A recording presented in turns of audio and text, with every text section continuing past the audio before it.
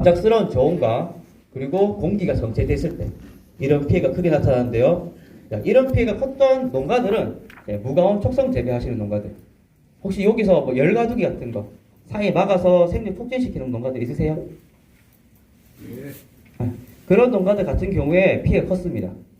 그 이유가 촉성 재배, 열가두기라 하는 이제 완전 피복에서 하우스 내부 온도를 올려서 습기를 촉성시키는 방법인데요. 이런 같은 경우에 하면 4월달쯤 되면 신초가 열에 나옵니다. 이래 되면 이때 저온이 약하니까요. 이때 저온이 오면 피해를 받는 거예요. 반면에 그냥 노지에서 일반적으로 재배했을 경우에는 이제 갑발화하려고 하거나 아직 눈이 트지 않았기 때문에 피해가 거의 없는 거죠. 이런 냉해 피해는 공기 정체만 깨주더라도 피해가 경감할 수 있는데요. 그 대책으로는 이렇게 새벽에 저온이 오는 새벽에 밭에 가서 톱밥 태워서 연소법 해주시고, 내가 시설에 투자할 의향이 좀 있고 자금이 좀 되신다면 이런 거 방열공기 순환팬, 이런 거 같은 경우에는 이제 보강 효과에 의한 생육 촉진 효과도 있고, 그리고 1, 2도 온도 보정과 그리고 순환팬 돌림을 해서 공기 정체를 깨주고, 또 고온기 때 순환해서 온도를 낮춰주는 이런 효과들을 볼 수 있고요. 그리고 이제 추결 물주머니, 이 같은 경우에도 생육 촉진 효과도 볼 수 있고 냉해 피해도 경감이 됩니다. 하지만 우리 이거 고랑에 설치하잖아요. 그래서 작업할 때 조금 힘들다는 단점은 좀 있고요. 그리고 이렇게 600평의 이동식 열풍기, 우리 대포 열풍기라고 하죠. 요거 한 두세 대 있으면 이런 피해 경감할 수 있습니다. 그리고 냉해 응급 대책은 내가 아침 일어났는데 새벽에 온도가 떨어졌다 하면 빨리 밭으로 가셔가지고 질소기 있는 연못 살포, 그 연못 살포해 주시면 조금은 충격을 좀 줄여줄 수가 있어요. 아무래도 저온에 의해서 신초가 충격을 받은 거니까요. 질소기 있는 걸로 힘을 좀 붙여주면 그래도 조금 피해는 줄일 수 있습니다. 그리고 이제 꽃돌이 현상입니다. 5월달에 이제 큰 일교차로에서 꽃돌이 현상과 창립 후 과립 이상 증상이 발생했는데요. 꽃돌이 증상 같은 경우에는 다들 아시다시피 이제 꽃이 흘러내리는 거예요. 원인은 무수히 많아요. 저장양분의 부족, 병해, 계하시 저온, 화기 결합, 신초의 도작, 이런 무수히 많은 원인들이 복합적으로 발생하는데요. 저장양분의 부족 같은 경우에는 전년도에 과다착과, 많이 달면 양분에 계속 과열로 가죠. 과열도 빨리 못 따고 하니까 계속 늦어지는 거예요. 그러면 저장양분 축적이 잘 안 되고, 다음은 조기 낙엽, 병 또는 습해, 그리고 이제 과다착과 등에 의해서 빨리 낙엽이 지면 그 낙엽들이 끝까지 남아서 일을 해줘야지 양분 축적이 되는데 그게 안 되는 거예요. 그리고 늦가을까지 신작. 우리 토양에는 지금 우리가 이제 관행적 시비를 통해서 많은 밑거름을 주고 많은 웃거름들을 주고 계세요. 그러니까 토양 안에 많은 비료 성분들이 남아 있는 거예요. 그래서 끝까지 계속 자라는 거죠. 질소 성분들이 많다 보니까 질소 성분은 환경만 조성되면 계속 올라가죠. 그래서 늦게 자라거나 또는 내가 알을 덜 키웠어요. 내가 원하는 만큼 알을 못 키워서 늦게까지 질소기 있는 비료를 주다 보면 이렇게 늦자람이 생기는데요. 그렇게 되면 이제 저장양분들이 부족해져요. 저장양분은 중요합니다. 이 꽃돌이 현상도 꽃돌이 현상이지만 내가 저장양분 축적이 잘 된 나무는 내년도 발화할 때도 균일하게 발화가 잘 되고, 그리고 최근 연구 결과인데 숫기, 우리 당도 올리는 거 있잖아요. 당도에도 전년도 저장양분이 연관이 있다고 하니까요. 참고하시면 되고, 이렇게 무수히 많은 원인들 중에 전년도에 이제 기온에 맞춰서 이제 한 주된 원인 한 세 가지로 추려보면 계하기 신초의 도장입니다. 주간 온도가 매우 높고 야간 온도가 낮은 일교차가 큰 날씨였는데요. 우리 땅에 아까 말씀드렸다시피 많은 질소 성분이 가진 이제 비료들이 땅에 많이 집적되어 있습니다. 그때 온도가 맞아진 질소 성분이 흡수되기 좋은 환경이 조성되었어요. 그래 되면 쭉쭉 빨리 올라가겠죠, 질소는. 그래서 신초 신장기 때 과도한 질소 흡수로 인해서 양분들이 끝으로만 몰려서 뻗어만 나가는 거예요. 뻗어 나가다 보니까 꽃에는 양분이 부족하게 돼서 이렇게 꽃이 흘렀습니다. 그리고 야광기 저온. 두 번째, 야광기 저온에 의해서, 야광기 저온에 의해서는 이제 화분간 신장이 억제되면서 수정이 안 되죠. 그리고 세 번째는 우리는 4월 달에 이미 이제 냉해 피해를 한번 입었습니다. 피해는 컸어요. 그러다 보니까 이제 이때 화기 발달이 지연됨으로 해가지고 꽃이 또 흘러내리는. 이 꽃들이 현상 방지 대책은 수세의 안정화입니다. 수세의 안정화. 우리는 지금 밀식 재배를 하고 있잖아요. 그랬다면 결국 TR률이라는 게 있습니다. 나무의 TR률. 밀식 재배를 하게 됨으로써 이제 TR률이 무너지고 그러면 간벌을 해야 되는데요. 간벌 같은 경우에 뭐냐? 중간에 나무 하나 베내서 TR률이 무너진 나무 양쪽의 수간을 넓혀서 TR률을 맞춰주는 작업이에요. 그럼 TR률은 뭐냐? TR률은 지하부 대비 지상부 생장량인데요. 쉽게 얘기해서 위가 뻗어나간 만큼 밑이 자라고 밑이 뻗어나간 만큼 위가 자라는 거예요. 근데 우리는 위에 제식거리를 두고 제한돼 줬잖아요. 그러면 뿌리는 뻗어나가고 위에는 제한되는 거예요. 예를 들어서 뿌리가 10이고 위가 5라면 10을 올려요. 그러면 5밖에 소모가 안 되죠. 그럼 5가 남잖아요. 그 5가 계속 뻗어나가려고 하는 거고, 그리고 과일을 달리더라도 과일이 성숙을 안 넘어가고 계속 굵어지기만 하는 거예요.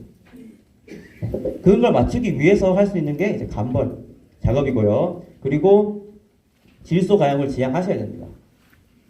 질소는 식물에게 꼭 필요한 성분은 맞습니다. 하지만 이게 너무 과할 경우에 오히려 독이 되는데요.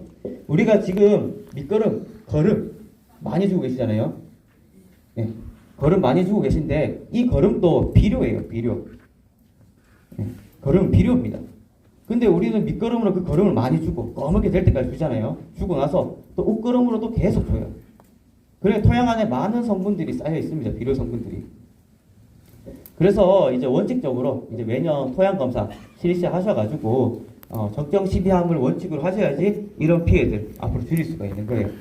근데 제가 업무 중에 보면 토양 검사 받고 상담 많이 오시는데요. 잘하십니다. 토양 검사 받고 상담도 받고 관리하시는 잘하시는 분도 계시지만 이런 분들 계세요. 토양 검사를 받았고 상담하러 오십니다. 이제 그분들 토양 같은 경우에는 양분이 이미 이제 적정을 넘어서 많음을 이제 넘어서고 있어요. 그러면 저희가 이제 보내드린 거는 앞으로 토양 관리는 지금 이 비료기가 직접 되어가고 있는 상태이기 때문에 줄여가셔야 된다. 여기 추천량이 이 정도지만 앞으로 사장님 좀 더 줄여서 가는 방향이 어떤가 라고 하면 다들 못한다고 하십니다. 그 이유가 사놓으셨어요. 이미 퇴비를 한 200포씩 쌓아놓았어요. 그래서 못한다는 거예요. 그래서 이런 분들은 우리가 이제 얘기를 통해서 조금씩 줄여갈 수 있습니다. 이런 분들도 계세요. 줄여야 된다 말하면 놀래세요. 이미 주고 오셨대요. 그러니까 토양 검사를 받으시고 나서 내 토양 상태를 확인한 후에 앞으로 어떤 방향으로 내가 나가야 될지 보고 시비량을 결정하셔야 되는데 우리는 이제 관행적으로 이제 꺼먹게 되면 이제 농사가 잘 될 것 같고 그러니까 앞으로 보는 것 좀 지양하시고요. 그렇게 수세 안정화 시켜주시면 되고 그리고 이제 항상 신초 수세를 면밀히 관찰하셔야 됩니다. 강하면 최대한 좀 물 좀 줄이시고 인상가리 같은 거 좀 치셔가지고 좀 잡아주시고 약하면 힘 좀 붙여주시고 이런 식으로 관리해 주시면 되고요. 응급 대책으로는 내가 꽃이 흐른다 하면 빨리 적심 넣어서 양분을 꽃송이로 넣어서 잡아주는 힘을 길러주셔야 돼요. 그리고 노동력이 되신다면 실박피까지 넣어주시면 좀 효과적으로 대책을 피해를 줄일 수가 있습니다. 그리고 장립부 가림 이상 증상인데요. 이 같은 경우에는 야간 저온으로 추정합니다. 지벨린 처리 후에 알이 이렇게 정상적으로 굵어져야 되는데 노랗게 비정상적으로 덜 큰 것들이 있는데요. 이 같은 경우는 이제 지벨린 처리 당시에 야간 기후 내에서 일시적인 양분 결핍으로 보고 있는데요. 이건 뭐 대책은 간단합니다. 그냥 충분히 관수해 주시고요. 이때 비료기 주니까 비료 주시고 빨리 제거해 주세요. 이제 숙장 조절 들어가고 알속 개중을 해서 내가 필요한 곳에 양분을 몰아주시면 알이 떨어지지 않으면 후기에 돌아오는 경향이 있으니까요. 혹시 내가 재배하시다가 지벨린 처리하고 이렇게 나타났다 하시면 빨리 신속히 처리해 주시면 효과적으로 피해를 줄일 수가 있습니다. 그리고 이제 7월달 우리는 이제 강우가 시작됐죠. 태풍도 많이 왔습니다. 그러다 보니까 성수 장애가 왔고 열과가 왔습니다. 성수 장애는 수확기가 도래하여도 이제 착색이 진행되지 않거나 이제 당도가 올라가지 않는 현상인데요. 원인은 무수히 많습니다. 결실과다, 질소가요, 고온, 광우, 과습, 무기양분 부족 등의 무수히 많은 원인들이 있지만 가장 큰 거는 결실과다예요. 과다 착과. 저희가 권해드리기를 아까 말씀드렸듯이 5,000kg에서 6,000kg 다는 걸 권해드리는데 실상 농가들은 8,000kg, 많이 가면 10톤, 12톤까지 다세요. 예. 그러니까 안 익는 거예요. 예, 이게 이렇게 다시는 이유가 하나가 있는 게 18년도에 익혔어요.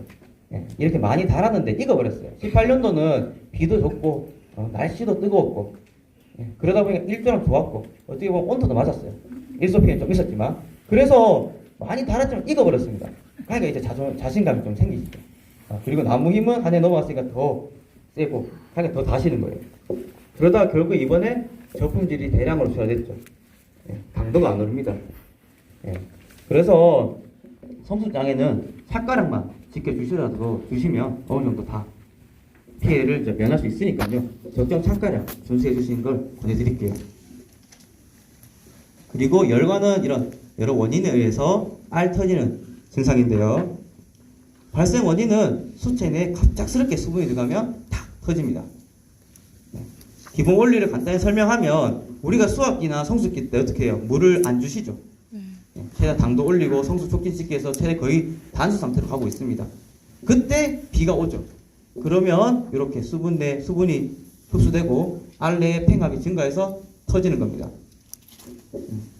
그리고 이제 공중 비가 오면 습도들이 높죠. 그럼 습도가 높으면 식물은 이제 증산작용을 합니다.